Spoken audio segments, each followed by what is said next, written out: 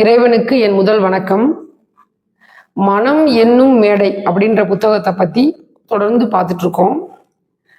இன்னைக்கு என்ன பார்க்க போறோம் அப்படின்னா, அதுல அந்த புத்தகத்துல ஒரு அருமையான கருத்து சொல்லியிருக்காரு. இன்னைக்கு காதல் கல்யாணம் பண்றவங்கெல்லாம் திருப்பி திருமணம் அப்படின்ற பந்தத்துக்குள்ள வந்த பிறகு அதுக்கப்புறம் அவங்களுக்குள்ள ஒரு புரிதல் இல்லாம அதிகமாக டைவர்ஸ் ஆகுது. இதுக்கு காரணம் அவங்க காதலிக்கவே இல்லை. அவங்க அதை காதல் நினைச்சிட்டு இருக்காங்க. இதுக்கு ஒரு எக்ஸாம்பிளுக்கு ஒரு பாடலை சொல்றாரு.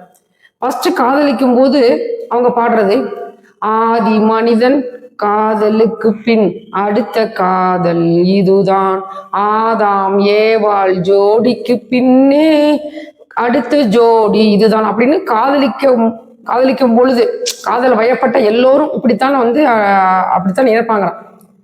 ஆனா காதலித்து திருமணம் செஞ்ச பிறகு அதே பெண்ணு தான், அதே மனைவி தான், அதே அவங்க தான் இருக்காங்க. ஆனா அவங்களுக்குள்ள ஒரு கசப்பான அனுபவம் அவங்களுக்குள்ள இருக்குது.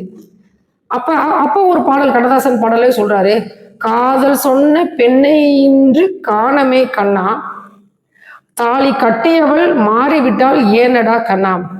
காதல் சொன்ன பெண்ணை இன்று காணமே கண்ணா, தாலி கட்டியவள் மாறிவிட்டால் ஏனடா கண்ணா, காதலிதான் மனைவி என்று கூறடா கண்ணா, அன்று கண்ணை மூடி கொண்டிருந்தால் ஏனடா கண்ணா அப்படின்னு சொல்லி இந்த பாடலும் பாருங்களேன். இது கல்யாணம் பண்ணதுக்கு அப்புறம், ஒரு குழந்தை பிறந்ததுக்கு அப்புறம், காதலிச்சவங்க கல்யாணம் பண்ணி குழந்தை பிறந்த பிறகு பாடுற பாடு. அதாவது காதலிக்கும் போது தேவதையா தெரிஞ்ச பெண்ணு குடும்பம் நடத்தும் மனித பெண்ணாக மாறியது என்ன குறை? அது மாறுதல் புரியாம இருக்காங்க அப்படின்னு சொல்ற. அதுல ஒரு சின்ன ஒரு எக்ஸாம்பிள் சொல்றாரு. இப்போ ஒரு காதலிக்கும் போது ஒரு காபி ஷாப்புக்கு போறாங்க.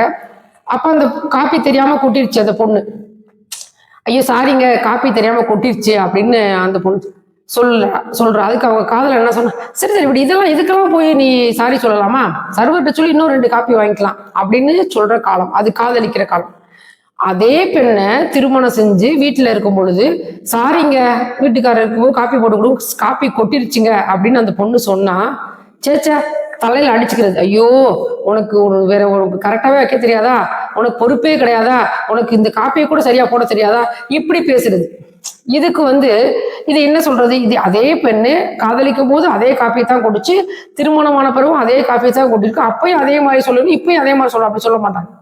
இதுதான் இருவருமே அவங்களுடைய பார்வையும் கோணம் அப்படி இருக்கு. இளமையிலே காதல் வரும், எதுவரையில் கூட வரும், முழுமை பெற்ற காதல் எல்லாம் முதுமை வரை ஓடி வரும். அதுதான் காதல் முழுமையானது, முதிர்ச்சியானது அப்படின்னு சொல்லி அதுக்கு முடிவே கிடையாது. காதல் அப்படின்ற அது ஒரு கவிதை. காதல் என்பது ஒரு அழகான கவிதை. அதை கவர்ச்சி என்ற அர்த்தத்தில் எடுத்துக்கொள்ளும் போதுதான் அதற்கு வாழ்வு குறைகிறது. அருமையா ருத்ரனையா அழகா சொல்லு, காதல் என்பது ஒரு அழகான கவிதை. அதை வெறும் கவர்ச்சி என்று அர்த்தத்தில் எடுத்துக்கொள்ளும் பொழுதுதான் அதற்குரிய வாழ்வு, காதல்ங்கிற வாழ்வு குறைகிறது. காதல் என்பது இரு மனங்களின் பகிர்தல். யாரும் யாரு கையை பிடித்து கூட்டி செல்லும் பயணம். இருக்க பிடிச்சிட்டு கூட்டி செல்லும் பயணம் இல்லை.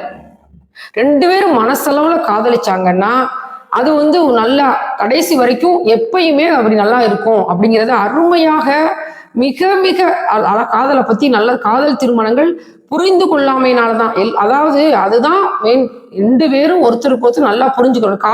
கவர்ச்சிக்கு அடிமையாகாம, காதல்னா அவன் எந்த விதத்துல முடிவே இல்லை அப்படின்னு சொல்லியிருக்காரு. நிறைய காதல் கல்யாணங்கள் புரிந்து கொள்ளாமையினால்தான், காதலிக்காதனால்தான். அவங்க 2 பேரும் காதலிக்கவே இல்லைன்றார். அவங்க காதலிச்சிருந்தாங்கன்னா அவங்களுக்கு சண்டை வந்திருக்காது, அவங்களுக்கு பிரிவு வந்திருக்காது அப்படின்னு சொல்றாரு. அதுதான் உண்மை. அதாவது அந்த முத்துச்சரமே என் பக்கம் இருந்தால் வேறென்ன வார்த்தை சொல்ல மொழி வேண்டும் அப்படின்னு சொல்லி ஒரு பாடல், அருமையான பாடல். அந்த பாடல் முன்னம் இருக்கும் இந்த சின்ன முகத்தில் பல மொழிகள் பாடம் பெற வரவே, அதெல்லாம் ஒரு குறையுள்ள பெண்ணை கல்யாணம் பண்ணிட்டு ஒரு கணவன் பாடுற பாடு. எல்லா குறைகளையும் உதாசீனப்படுத்தி ஒருவன் தான் விரும்பும் பெண்ணை அடைய முயலலாம். ஆனா அதே போல அது மாதிரி பெண்ணும் பெரிய பணக்கார ஒரு பெரிய ராஜா மகளா கூட இருந்தாலும் கூட, மன்னர் நாடும் மணிமுடியும் மாளிகை வாழ்வும் தோழியரும் இதெல்லாம் விட்டுட்டு நான் வர்றேன் அப்படின்னு சொல்லி இந்த ரோஜா மலரே அப்படின்ற படத்துல பாட்டுல வரோம். இதெல்லாம் விட்டுட்டு நான் வர்றேன், உங்களவே நான் நம்பி வர்றேன் அப்படின்னு சொல்லி எந்த விதமே அவங்க அந்த ஒரு ஒரு ஒரு பக்குவம் வேணும், ரெண்டு பேருக்குமே ஒரு நல்ல பக்குவம் வேணும் அப்படிங்கிறத ரொம்ப அருமையா சொல்லியிருக்கிறாரு. காதல் அப்படிங்கிறது வந்து ஒரு ரெண்டு பேரும் புரிஞ்சுக்கிட்டு நல்லா பக்குவமா இருக்கணும். அதுல வந்து ஒரு ஈகோ இருக்கக்கூடாது. காதலிச்ச பிறகும் கல்யாணம் பண்ண பிறகும் கடைசி வரைக்கும் அப்படிதான் இருக்கணும் அப்படின்னு சொல்லி அருமையா சொல்லியிருக்காரு. காதல் பற்றிய ஒரு விஷயத்த ரொம்ப அருமையா பதிவு பண்ணியிருக்காரு. மனம் என்னும் மேடை புத்தகத்தை எல்லாரும் வாங்கி படிக்கணுங்கிறதுக்காகவே நான் படித்ததில் பிடித்தது அப்படிங்கிற ஒரு தலைப்புல இந்த பேசிட்டு இருக்கேன். தொடர்ந்து பாருங்கள். நன்றி, வணக்கம்.